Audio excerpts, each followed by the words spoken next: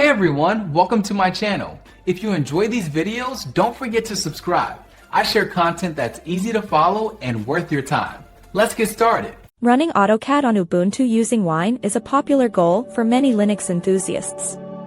AutoCAD is designed for Windows, but you can bridge the gap effectively with the right steps. Wine acts as a compatibility layer that allows Windows applications to function on Linux systems. To begin, you must install the latest stable version of Wine from the official repository. Using the terminal commands makes this process quick and efficient.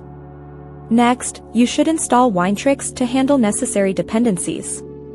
These libraries are vital for the software to launch correctly. You will often need to install the .NET framework and specific fonts through Winetricks.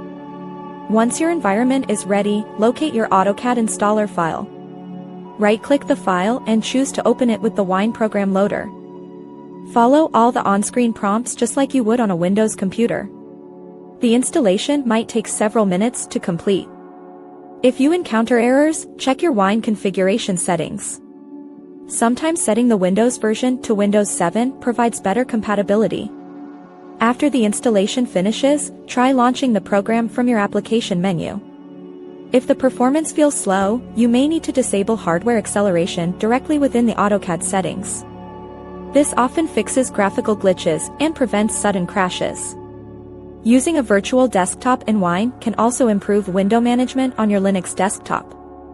While newer versions are harder to run, older versions of AutoCAD often work remarkably well. This specific setup allows you to use professional drafting tools without leaving the Ubuntu ecosystem.